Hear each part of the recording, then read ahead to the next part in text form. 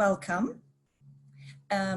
We will start in a minute. We have two speakers, and I'm really happy to be here today with you all. And I would like to just inform you that this session is being recorded, but none of the attendees are visible. And you can watch the recordings of all sessions on Sojika. Please follow the updates on the social media accounts as well. They have been sharing amazing news, and it's been a great conference up to now, and I hope you will enjoy the third day. So our first speaker is Thomas McGee. Thomas McGee is a PhD student at the Peter Macmillan Centre on Statelessness at Melbourne Law School, Australia. Part of his current research focuses on the lived experiences of stateless LGBTIQ+ persons within different world jurisdictions. Thomas has worked for a decade within the humanitarian protection sectors and published widely on statelessness. And he even published a new piece recently in the Statelessness and Citizenship Review 2020 issue, so you can find that later. And today he is also presenting on the same topic, Rainbow Statelessness Between Sexual Citizenship and Legal Theory, exploring the statelessness SOGIESC nexus for LGBTIQ+ asylum seekers. So Thomas, the floor is yours. Thank you very much. Thank you. I'm sharing the screen now. Okay, perfect. So yes, just to recap, the title of my presentation today is Rainbow Statelessness Between Sexual Citizenship and Legal Theory, exploring the statelessness SOGIESC nexus for LGBTIQ+ asylum seekers. And my presentation today, as mentioned, draws on an article that I recently published, and it also draws on my ongoing research. So by way of brief background, I've worked on the issue of statelessness for much of the last decade. And here I should add that I'm referring to statelessness according to the accepted legal definition that is in the 1954 Statelessness Convention, where a stateless person is defined as somebody who is not considered as a national by any state under operation of its law. And my work on statelessness began back in 2009 when I was working particularly on the stateless Kurds of Syria. And I've since worked on statelessness in various other Middle Eastern and European contexts. And throughout that time, I've attended quite a lot of conferences, workshops, and roundtables about statelessness. And it's always struck me that the dimension of SOGIESC is very rarely considered.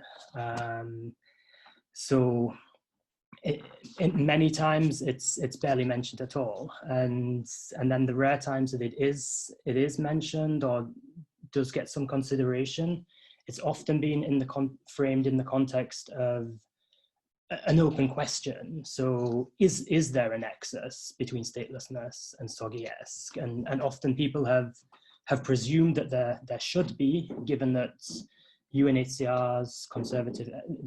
conservative estimate is that there are 12 million stateless persons around the world. Surely some of them must be LGBTIQ+. But the details case studies and details have very rarely entered into the field of statelessness studies. So that's really how I came to be interested in this angle and this question. So my presentation today is really trying to respond to that literature gap on rainbow statelessness, or rather on the nexus between statelessness and SOGIESC. And I was really interested to launch into looking at the the interactions of statelessness and SOGI-ESK within the asylum context, and to see the implications for asylum processors. But actually I found that I had to take a few steps backwards, given that it was just necessary, I felt, to really establish that there is a nexus first. So a lot of my my focus to date has been motivated around the question of considering why there has actually been so little critical attention to this issue so far. So I've then tried to go on to establish that the nexus does exist, and it's a nexus that I'm arguing is both intersectional and in some cases causal. So first, let's begin with a bit of an exploration of why there has been so little attention to this issue. And besides the intermittent and often sensationalist media coverage on a small number of cases, and equally some limited reporting by advocacy campaign groups, there's been extremely little written on the issue. So that's in clear contrast to what we have here with the SOGICA project and this very 3-day conference that we're all attending, being such testament to the rich emerging literature on SOGI-ESK and refugees and asylum, and in the asylum context. In terms of statelessness, there really isn't that same attention. And also I've here become interested in looking into the, in the US, there's a movement called the Undocuqueer movement, and I've been interested in looking at how that has emerged as a term, but also a community-based advocacy movement to represent individuals who are undocumented and at the same time queer. And really, to my knowledge, nothing comparable or analogous exists for representation of LGBTIQ+ stateless individuals. So I began to question, why is that? Why might that be? And I've come up with a number of possible reasons to explain some of this lack of attention. Firstly, there's a series of pragmatic points. So LGBTIQ+ individuals affected by statelessness are most likely part of a dispersed population, one that is geographically dispersed, in contrast to some of the other stateless groups who might have more of a geographically enclosed definition. For example, the Rohingya in particular regions of Myanmar, the ethnic Kurds who were affected by statelessness in the north of Syria. So in addition to that, I'm arguing that the lack of disclosure is relevant here. So many individuals who might be stateless and also LGBTIQ+ may well choose not to disclose their status of this, as it were, potentially dual marginalization. So they might not come forward and present on this double marginalization to actors or people interested in one issue or the other. Also here on the screen, as a third point on the screen, is an argument that was presented by one of my interviewees, who simply says, I think there is so little attention to this intersection because we are taboo everywhere. And nonetheless, this is a chronic violation of human rights that is simply not being discussed. So besides these points, which I find convincing in themselves, I would offer a further explanation, which is based on the respective focuses of the two areas of research, the two fields of research that we might otherwise have expected to cover such an issue. So that's namely research around discourses of sexual citizenship on the one hand, and then the relatively new field of statelessness studies on the other. And I argue that these two fields of research have operated largely in isolation and have produced quite discrete bodies of work with remarkably little overlap or interaction. So further, I'm noting that sexual citizenship tends to view citizenship not in a strict legal sense, but rather in more of a figurative sense of practices of participation and socially rather than legally constructed membership. So maybe that's why the field of sexual citizenship hasn't considered statelessness much. And at the same time, looking at statelessness studies, it's clear that the field there has remained highly wedded to the traditional legal origins of the study of statelessness, and it's only very recently that we've begun to see more interdisciplinary and feminist intersectional perspectives coming into the field of statelessness studies. I also found it interesting to note that while the statelessness of some children who are born in through surrogacy arrangements or through assisted reproductive technologies has been considered, and sometimes the LGBTIQ plus background of parents has been noted, it's nonetheless remained quite a incidental or peripheral issue within the analysis. So it's not been considered as an important aspect for analysis, even when it is noted.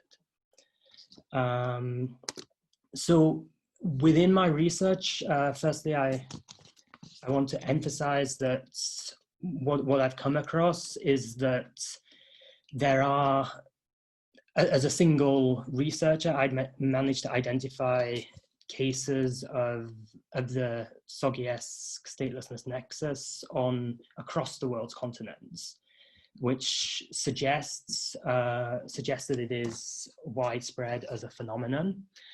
And I want to here highlight some of the intersectional relationships between the two phenomena. So it's clear that from these two statements here, which were actually posted online by individuals affected by the issue in different geographical contexts, they both stress the sense of intersectional double marginalization and challenges and suffering experienced as a result. So here, it also leads to this prevalence of perceived compounded security risks that are triggered again by this double marginalization. So many of my interviewees spoke about their fears and anxiety, that one vulnerability associated with one of statelessness and Soggy-esque could exacerbate the other. So one interviewee in Lebanon spoke about how in the case of being arrested and detained on charges of so-called public indecency, as happens all too frequently in Lebanon, the situation of not having documents to prove his citizenship, his nationality, could put him in a much worse position within already the problematic situation of detention. It works the other way around as well. I had individuals talking about where if their statelessness initially flags a problem to the authorities, for example, being held up on a checkpoint, something like a search of a confiscated phone might reveal something about the Soghiesque background of the individual, further compounding these challenges. So just to stress that, again, it's been possible to establish that there is a nexus that really needs to be studied in greater depth, both within the asylum context and more broadly, because it just seems not to have been accepted within academic research as a thing that exists. So I've highlighted the intersectional experiences, but also in some cases, I'm arguing there cannot actually be a causal relationship where statelessness can potentially, or risk of statelessness can arise as a result of Soghiesque-based discrimination. So there are some particular cases I'd identified based on a literature review in certain countries in Eastern Africa. Statelessness can be an issue at birth, particularly for intersex babies. And in the case that the authorities determine that they are unable to identify a binary sex status for the child can be left stateless. At the same time, there have been cases within the literature review I've done, and as well the interviews where arbitrary deprivation by the state has actually been the cause of statelessness, sometimes as a response to LGBTIQ+ activism that an individual is engaged in, but equally there have been cases, and it's somewhat of a grey area legally because it's often not stated in law, but there have been arguably cases where entering into a particular relationship, be it a same-sex marriage or civil partnership, has somehow triggered a response from either the authorities, or sometimes it's a popular response where, in particular in the case relating to Uganda, there was large public outcry that an individual should be deprived of it, should be stripped of citizenship. In addition to this, I've looked at how trans individuals can be particularly vulnerable to risks of statelessness in the context of undergoing sex or gender transition, and likewise intersex individuals can face similar issues when undergoing hormonal journeys. So the intersex reality can also feature in these cases, and it's particularly the case where the current physical appearance and name and other aspects of status do not correspond with those of the previously issued civil documentation or passport. This is particularly problematic when individuals are undergoing transition or hormonal journeys while outside their country of origin. So when there's an international element, it becomes, I would argue, the risk becomes greater.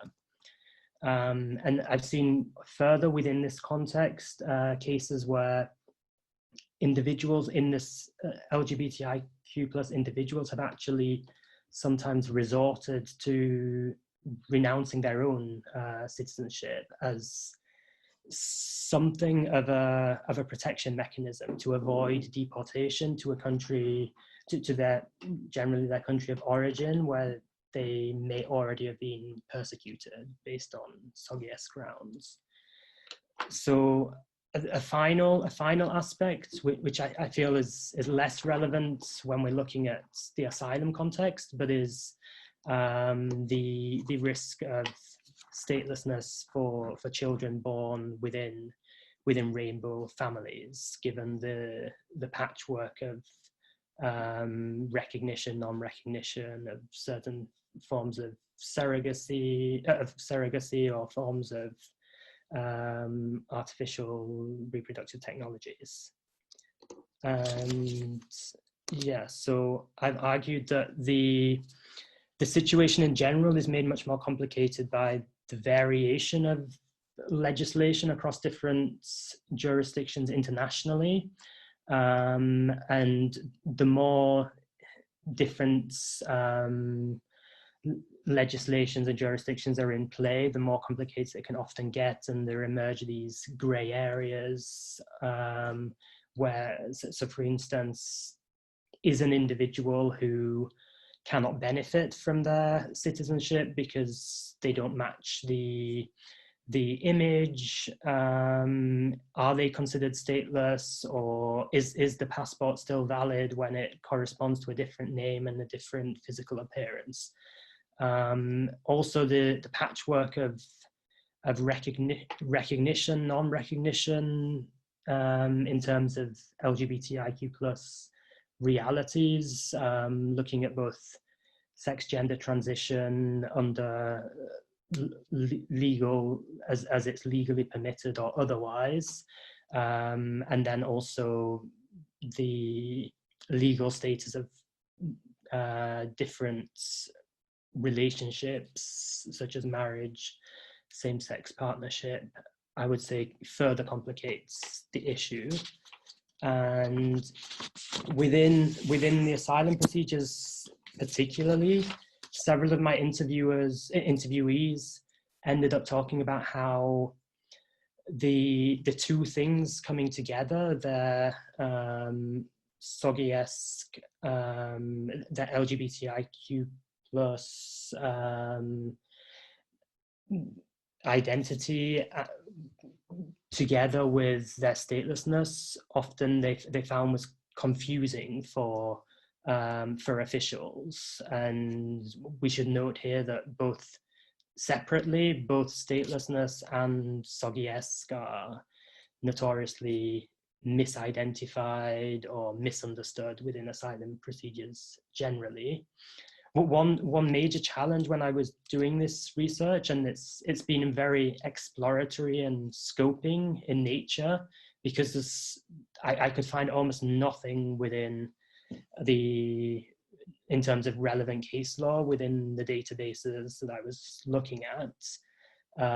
So I think there's still a lot of interesting work that can be done on this. I would like to pursue it more, looking specifically at the asylum claims in greater depth going forward. And just to add two final points on the conclusion, clearly there's a need for, having established that the nexus does exist, there's certainly a need for more nuanced and context-specific understanding. And then I would really hope that those working on statelessness and SOGI-esque work separately could begin to build more effective coalitions to take this work forward. So that's it. Thank you very much. Thank you, Thomas. We have listened to Thomas McGee talking about rainbow statelessness, relatively not touched upon topic. Thank you very much. It was really interesting. Can you, all right, yeah. So our next speaker is Inga Söderström. I'm sorry, I forgot to ask how to pronounce your surname, Inga. Inka is a second-year PhD candidate in social work at the University of Helsinki, Finland. Their main research interests center on anti-oppressive and critical social work, queer studies and migration research, as well as queer and decolonial research methodologies. And today they are presenting on the role of social work in supporting SOGE asylum seekers and refugees, queering and decolonizing social work practice. Very exciting to listen to you, and the floor is yours. Thank you. That was very good pronunciation. I will now share the presentation. Yeah. Actually, I changed the word in the title from SOGE to queer because that's the term that I use in my research. So yeah, I'm very happy to be here to participate in this online conference and be able to present to you some preliminary findings of my doctoral research. In this presentation, my focus is not so much on the asylum process or asylum law, but more in the social services offered for queer people with refugee background from queer and decolonial point of view. And the approach in my PhD research is quite holistic. I have several kinds of research material, including interviews with social workers and queer asylum seekers. My theoretical background lies in queer and decolonial theory and in anti-oppressive social work theories. In this specific workshop presentation, I'm focusing on my interview data with social workers. I have conducted semi-structural interviews with 12 Finnish social workers who are working either in reception centers or public immigration social services in years 2019 and 2020. I'm asking what kind of picture do the social workers construct on their work with queer service users? What kind of identities do they propose for themselves and for the service users? I have used discourse and narrative analysis and tried to figure out what kind of mindsets the narratives carry. And this is actually my first time to present any of my preliminary analysis in a conference. In this presentation, a central theoretical standpoint is the concept of homonationalism, originally by Jasbeen Puar. Homonationalism is a concept bringing together decolonial and queer criticism. Puar has first used the concept in the US political context to analyze the discourses on the war on terror, where the nation's gay friendliness became a sign of its modernity and a dividing line between modern Western states and the allegedly conservative non-Western countries. The concept is bound to the idea of a nation state, and that's why it is, in my opinion, a significant concept in social work. Social work is known for its solidarity to the service users, but at the same time, the profession has its roots in state building and colonial projects. As Walter Lawrence has pointed out, social work's origins coincide with the formation of modern Western nation states and are directly related to the internal stability that these states needed. Social work is even today dependent on the national ideas about who is accepted in and who is left out. It's contributing to the building of the nation and the brand of Finland, in Finland.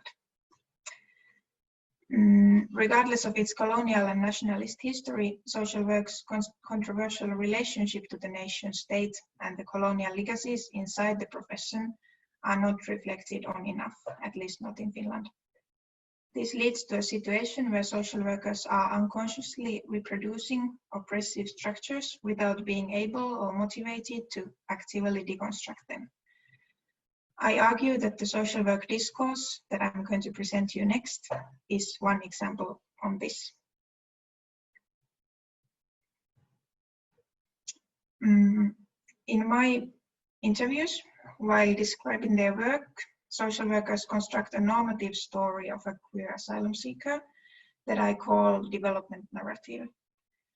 The story is repeated in social workers' interviews, and it carries idealized and stereotypical picture of a queer asylum seeker, social worker, and the nation.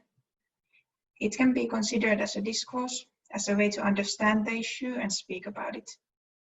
It is in this development narrative, a queer person arrives in Finland as a suppressed asylum seeker, gets liberated with the help of the social worker, and finally is integrated into the gay-friendly Finland. While I know that many social workers are doing very important work with supporting their service users, I argue that the one-sided repeated narrative reinforces stereotypes and reduces service users' own agency and autonomy. First, I will present you the narrative, and after that, my criticism towards it.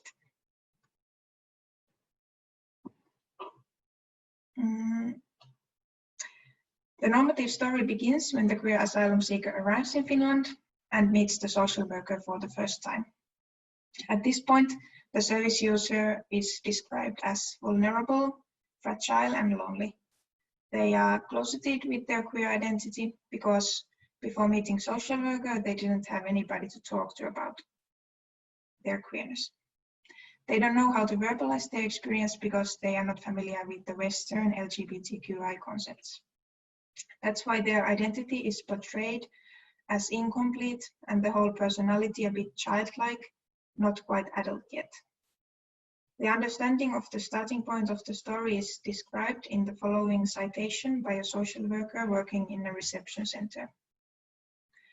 Part of them are quite fragile because they may have grown up in a very suffocating environment, and it feels like other parts of their identity have not developed either. They are somehow, at the worst, it feels like the person hasn't grown up as a stable adult at all, because the childhood and youth have been so damaging. Because there are so many things that they are maybe not used to think or process. In their childhood or youth, they haven't had that kind of concepts, tools to process those things.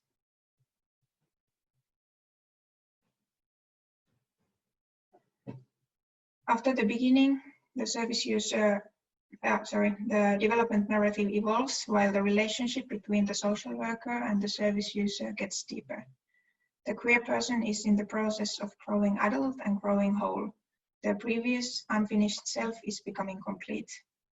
During this stage of the story, the queer service user is portrayed as someone who is processing their identity, learning new concepts, and struggling with becoming their true self. According to social workers, the fact that the service users now, for the first time, have tools to verbalize their identity leads to a situation where they are emphasizing their queerness and fussing about it with their fellow queer asylum seekers. The flip side of this development stage is the growing vulnerability to the threat caused by heterosexual asylum seekers at the reception center and racialized communities in Finland that are regarded as presumably homophobic and dangerous. The social worker has a significant role in this stage of the story. They are the one encouraging the service user to speak about their queerness, teaching appropriate concepts, and sharing information about the gay-friendly culture in Finland. They try to protect their queer service users against the homophobic religious and national communities and other asylum seekers. All in all, their role in this phase is to work as a civilizer, empowerer, and protector. The national context of this development stage is twofold. On the other hand, the gay-friendly Finnish state is understood as enabling the development and offering a safe environment to come out. On the other hand, the racialized minority communities are presented as an oppressive bubble in the gay-friendly Finland, inside it but still impermeably separated from it and threatening it. The next citation is a good example of the mindset that there are totally different worlds inside and outside the reception center. The citation also clarifies the social worker's role as a protector, as someone who tells the queer asylum seeker what to do. And then the fact that you still need to watch out for the fellow countrymen here. And yeah, I have told many that even if this is kind of a safe space camp, still, you know that many people here come from a very conservative society, right? And it's good to take into account that this is still a slightly different environment than the one when you step outside of the camp. This has been something that's good to talk about.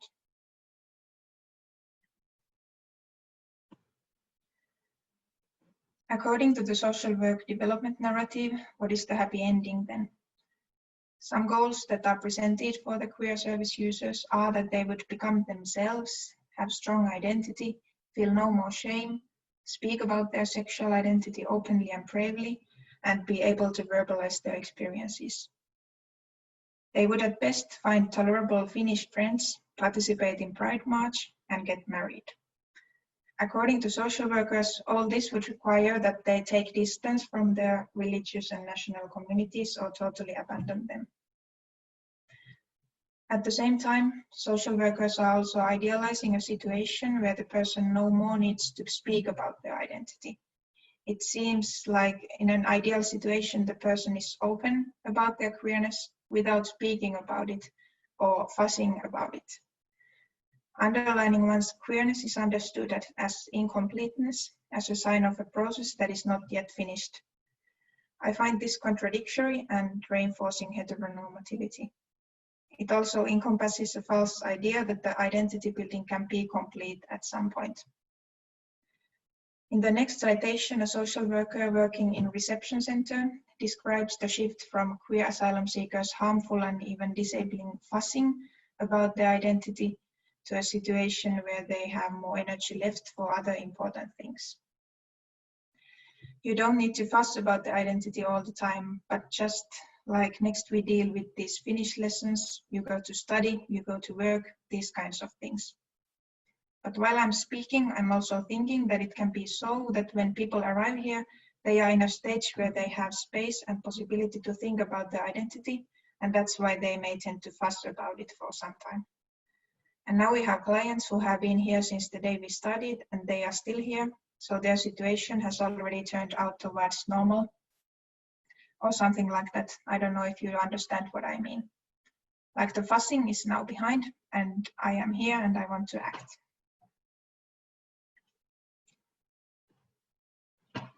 I argue that the development narrative of a queer person with refugee background follows a typical colonial understanding of a fragile Muslim, brown or black queer person who is lacking agency and who needs a white Finnish social worker to save and civilize them.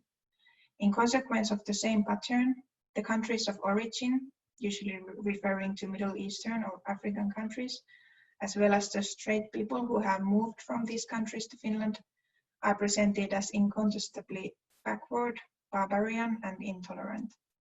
The racialized communities in Finland are presented as the greatest threat for a queer asylum seeker, even bigger than the threat of deportation that the social workers hardly mention. As Edward Said has noted in his famous book Orientalism already in 1978, constructing this kind of homogeneous picture of the East helps the Western countries to build a picture of the West as an opposite to that, as advanced, civilized, and tolerant. I argue that constructing this kind of ideal development narrative, the social workers are at the same time polishing the brand of the Finnish nation state. They managed to do this by only highlighting oppressive characteristics of the countries and communities outside of the Finnish national unity, and simultaneously only highlighting good characteristics of Finland. For example, social workers promote the Finnish equal right to marry, but don't mention that it was legalized only 3 years ago and that the parliamentary vote about the issue was extremely tight. Social workers promote Finnish freedom and pride marches, but don't mention that the Finnish legislation on transgender rights lags behind the Nordic level and violates human rights, for example, by requiring sterilization. Only comparing Finland to the other non-Western countries gives impression that Finland has already reached full equality. This can be seen as a form of welfare state nationalism, where the claimed gender equality or gay-friendliness of the Nordic countries is used in order to separate them from the others, from allegedly patriarchal countries and racialized minorities.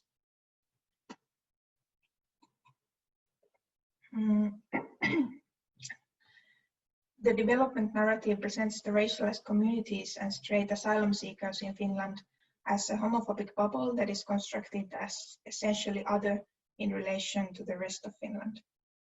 The assumed homophobia in the communities does not endanger the picture of Finland as unquestionably gay-friendly, because the racialized communities are not regarded to be part of Finland. This mindset excludes people with migration background and Muslim people outside the tolerant white Finnish unity, and is inherently colonial, racist, and homo-national. The fact that the racial exclusion is well recognizable in social workers' speech still in 2020s addresses how historically deeply rooted it is in the Finnish nation building. As a conclusion, the colonial mindset is still living in social workers' discourses. When talking about queer and gay issues, it gets a form of homonationalism and welfare state nationalism that are bound together. What is required is that social workers critically reflect their relationship to the Finnish nation state and recognize their inherent role as state allies and promoters of national coherence. On a practical social service level, the existence of the ideal development narrative prevents social workers from seeing and hearing things that matter for their service users if they don't fit to the narrative.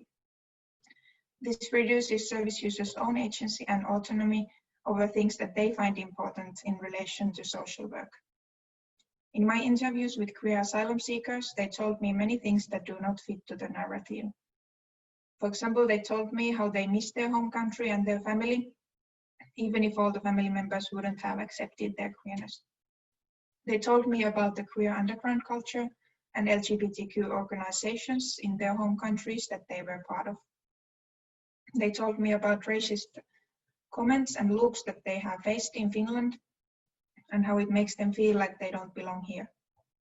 They told me about problems with the Finnish reception center management, about the lack of privacy, lack of autonomy, and about homophobic and heteronormative staff members.